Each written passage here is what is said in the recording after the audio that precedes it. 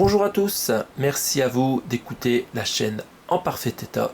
Aujourd'hui, nous allons présenter quelques achats Blu-ray et DVD concernant le réalisateur mexicain Guillermo del Toro, né un 9 octobre 1964. Alors, je vous représente tout de suite les films que j'ai de lui dans ma collection. Alors, j'ai le Chronos de 1993, son premier film en édition double DVD, donc celle-là elle date un peu, je ne sais pas si elle existe en Blu-ray et en 4K, je ne pense pas du tout. J'ai ensuite L'Échine du Diable, un autre film fantastique qui date de 2001, donc là dans son édition Digipack double DVD, très joli. Donc ça je l'ai depuis du coup très longtemps, hein. Par contre, le même film en Blu-ray, Carlotta, je l'avais trouvé ça pour 5 euros, je pense, sur internet, dans une offre 50 euros pour 10 DVD. Voilà, donc jolie édition, très accessible en termes de prix, L'Échine du Diable de Carlotta. Alors, j'ai une édition Blu-ray du Labyrinthe de Pan, donc film de 2006. Alors, c'est une édition Wild Side. Comme vous voyez, il est encore neuf, je ne l'ai jamais déballé. C'est possible qu'il soit. Qu'il ne fonctionne pas, hein, ce Blu-ray. Il va falloir qu'un jour je le teste. Et voilà pour ce film, donc en édition Blu-ray, peut-être défectueuse, comme on dit. Film de 2006. Et le dernier film que je n'ai pas encore vu, c'est le Crimson Peak, avec Mia Wasikowska, Jessica Chastain et Tom Hiddleston, qui était connu comme dans Marvel. Dans la série Marvel, il a fait pas mal de films et de séries pour les Marvel Studios. Donc celui-là aussi dans la collection depuis un bout de temps, c'est un film de 2015 et je ne l'ai pas encore regardé. Et voici tout de suite les achats effectués récemment. Alors on commence avec un super achat.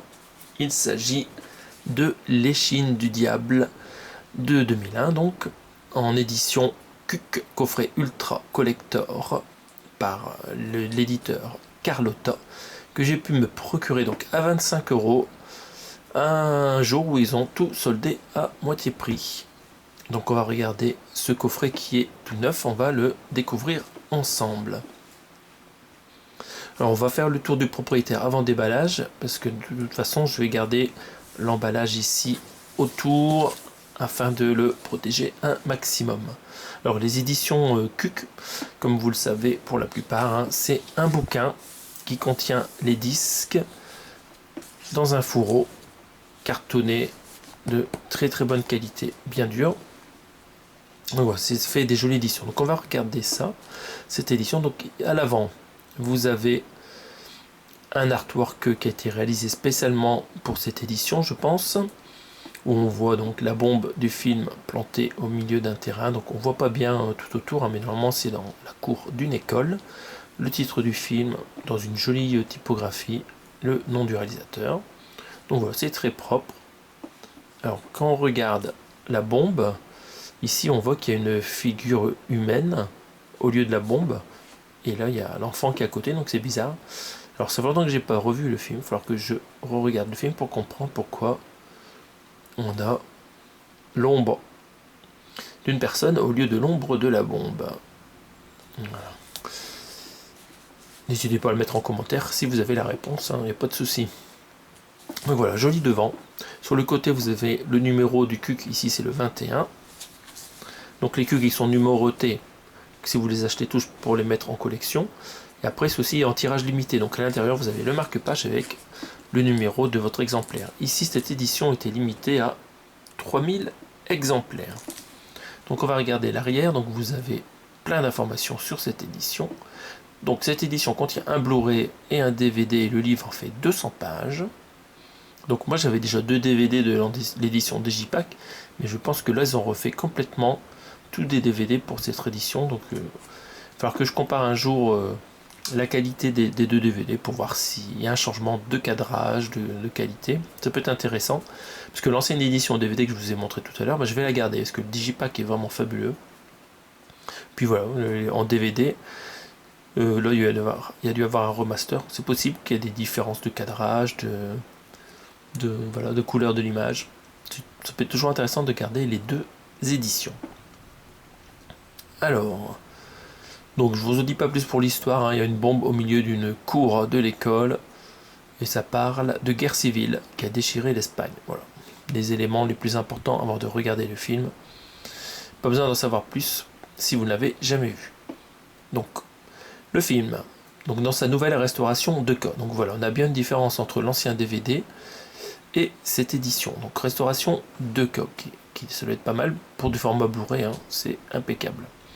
La restauration a été supervisée par le réalisateur Guillermo del Toro et le directeur de la photographie Guillermo Navarro. Donc plein de suppléments. Donc on a un commentaire audio de Guillermo del Toro et du directeur de la photo, donc en VOST sous-titré français, parfait. Donc les acteurs qu'on retrouve dans le film, tiens, ils sont dans les bonus, hein. Donc on voit qu'on a Marisa Paredes qui va parler des fantômes du franquisme. Donc Franco, hein, c'était un dictateur qui a tenu en joue l'Espagne pendant très très longtemps, hein. Je pense que ça s'est arrêté dans les années 80 peut-être. Donc voilà, il a fallu beaucoup de temps pour qu'il casse sa pipe. Et voilà, l'Espagne a eu du mal à s'en remettre de toute cette période, hein, juste à côté de chez nous, hein, derrière les Pyrénées, quoi. Et Eduardo Noriega, donc aussi qui est un des acteurs principaux du film. Le mal à l'état brut, 12 minutes, donc c'est un autre bonus. Après on a Guillermo del Toro qui parle des démons et merveilles pendant 30 minutes. Les arcanes du film pendant 20 minutes, un making of de 20 minutes, les effets spéciaux 17 minutes, comparaison film storyboard 12 minutes, home cinéma 86 minutes, une conversation entre Guillermo et le réalisateur Fabrice Duvets, produite par BETV. Voilà, 1h26 de conversation. Voilà, vraiment c'est bourré de bonus cette édition, ça vaut le coup. Donc ici c'est indiqué en jaune ou en rouge si vous avez le bonus sur le DVD ou pas. Donc voilà, on a vraiment une confirmation, les DVD sont complètement différentes sur cette édition. En termes de spécifications techniques, qu'est-ce qu'on retrouve? Sur le Blu-ray, vous avez la version originale espagnole et la version française, tous les deux en DTS HD Master Audio 5.1, en sous-titres juste les sous-titres français, et le film fait 1h47. Sur le DVD 9, cette fois-ci, il n'y a plus que du Dolby Digital 5.1 dans les deux langues. Et le film, hein, qui est en speed-up, il fait 103 minutes du coup. Concernant le livret, vous avez 70 photos dedans et des archives rares sur les effets spéciaux, donc ça va être intéressant à regarder. C'est écrit par Guy Astic et Charlotte Largeron et l'artwork a été réalisé, où je l'ai vu ça. Voilà, le visuel exclusif créé par Tommy Pocket, que je ne connais pas du tout. Donc un illustrateur basé au Royaume-Uni. Son vrai nom c'est Thomas Walker. Donc voilà, si on enlève ici le papier qui contient ces specs techniques, hein, on retrouvera peut-être une autre illustration de ce même illustrateur. Donc voilà, on a fait le tour des informations indiquées à l'arrière du CUC. On va maintenant procéder à son ouverture. On va essayer de ne pas abîmer le matos. Alors on va s'y prendre comment? On va essayer de glisser ça là. Attendez, il y a un bout de scotch qui nous embête. On va essayer de ne pas se blesser.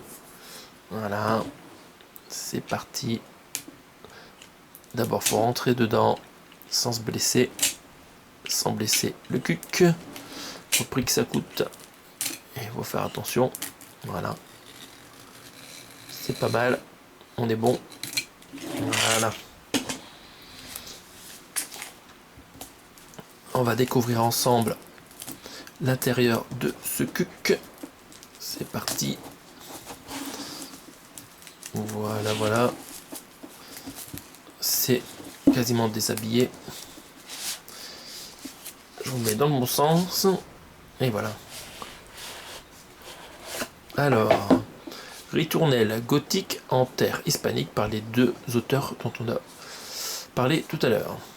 Bon, enfin, de parler. Guy Astic et Charlotte Largeron, on n'en a pas parlé, je ne sais pas qui c'est. Voilà, on a juste cité leur nom. Donc, joli bouquin. Je vous le mets là. On va essayer de voir s'ils nous ont mis un artwork au dos du coffret cartonné. C'est parti. On enlève le papier. Attention, découverte. Non. Vous avez juste quelques crédits. Du coup, le flyer va retourner à sa place. Ça sera très bien comme ça. Voilà, donc ça on le laisse pour l'utiliser après. Donc voici l'édition. Donc vous avez donc un disque DVD disponible sur avant la première page, voilà, directement collé ici. Alors comme vous le savez, ça abîme les disques, ce genre de rangement, donc c'est pas top. C'est pas top, c'est pas top. Oui, donc j'ai aussi le Blu-ray de L'échine du diable. Donc je vais m'en séparer, je regarde pas le film tous les jours. Plus c'est disponible pas cher, je vais m'en séparer parce que voilà, ça me permettra de gagner un peu de place dans la collection, sur les étagères. Alors, même si j'aime bien avoir un disque neuf, bon, de toute façon c'est disponible pour pas cher, donc autant s'en séparer. Si vraiment un jour il y a un souci, il suffit de le racheter et de remplacer le disque à l'intérieur. On va tout de suite regarder la dernière page, donc cette fois-ci on retrouve le Blu-ray, le film et les suppléments.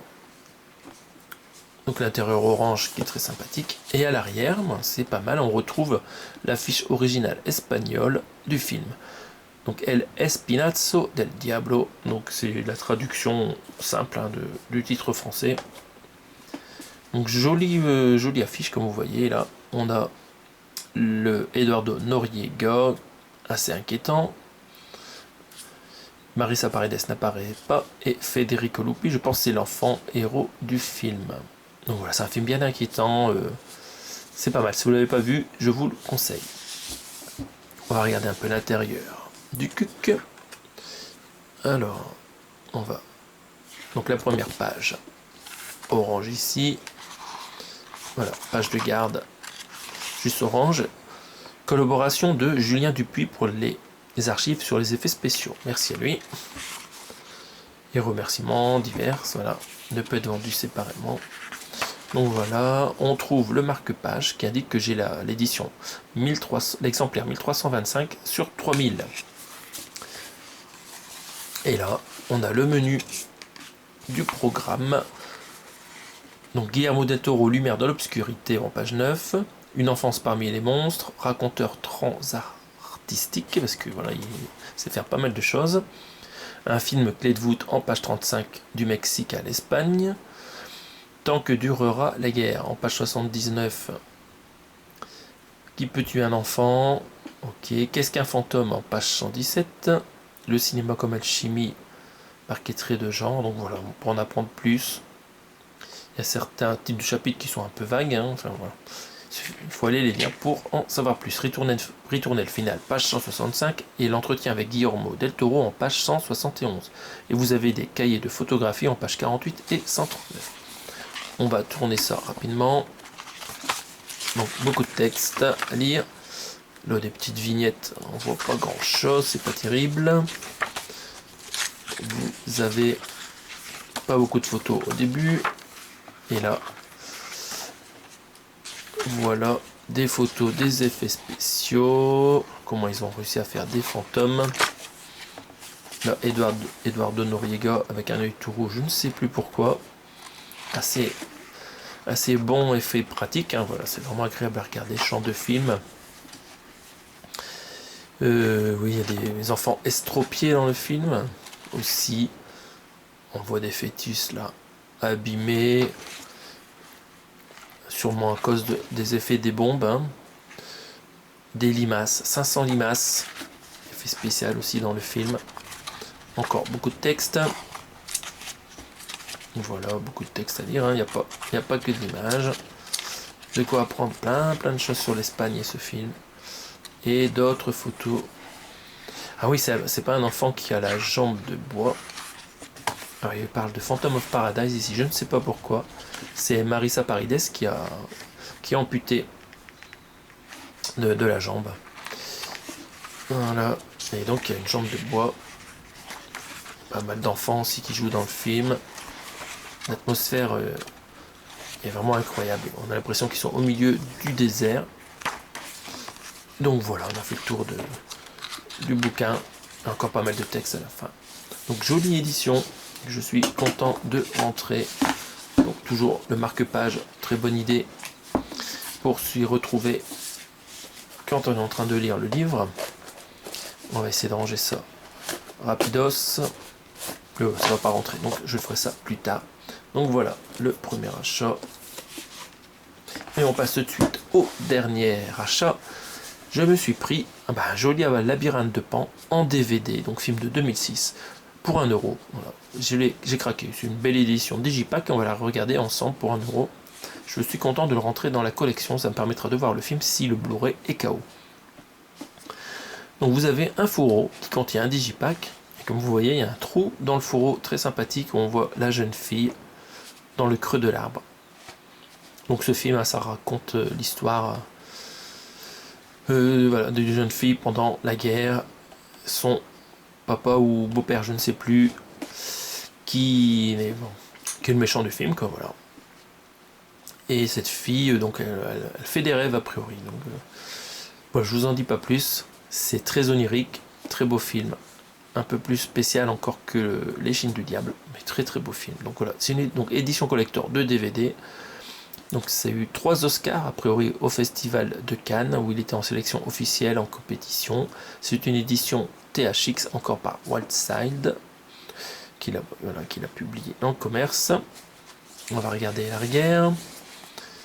Donc Espagne 1944, voilà, ça se passe pendant la Deuxième Guerre mondiale. Véritable chef-d'œuvre en effet. Donc il a eu 6 nominations. Il a triomphé à Hollywood, couronné de plus de 32 récompenses. Voilà, vraiment c'est un film incroyable. Donc sur le DVD 1, vous avez la présentation du film par Guillermo del Toro et aussi le commentaire audio en sous-titré français. Parfait. Et sur le deuxième disque, donc tous les bonus d'une durée de 2h35, comme un making-of, des interviews du réalisateur et des acteurs, un reportage à Cannes, la mélodie du film pour la musique, les effets spéciaux, donc un focus sur le faune, un animal inquiétant, et l'effet, la construction des décors. C'est un film un peu triste mais il est magnifique. En termes de spec technique, vous avez de l'espagnol en 5.1 DTS, parfait, pour une fois que c'est la langue originale qui est en DTS sur du DVD, et du français en 5.1. Et le film fait 1h53 en DVD, donc il est un peu plus long en Blu-ray. On va regarder le Digipack. Donc ici, vous avez le méchant. Donc, je vais vous rappeler le nom des acteurs. Donc c'est Sergi Lopez qui fait le méchant. Et papa de la jeune fille qui s'appelle... alors je ne sais plus si c'est Maribel Verdu et Ivana Baquero. Voilà, parce qu'il y a la maman et la fille. Donc voilà, c'est pas des acteurs très connus en France. Donc joli artwork ici, on voit des engrenages ici, je ne sais plus pourquoi. C'est vrai que on voit le temps qui passe à un moment, la jeune fille elle est pas bien. Et on se demande à quel moment du temps on est quand les événements arrivent. On ne sait pas si c'est du rêve ou la réalité. Voilà. Ici on voit qu'on a un spot gloss, je pense que ça s'appelle comme ça ici, qui est super, là, autour de la jeune fille, au milieu de la forêt. Et ici on voit une représentation du faune, animal fantastique incroyable. Donc on le voit ici encore le faune, la jeune fille qui descend pour le retrouver.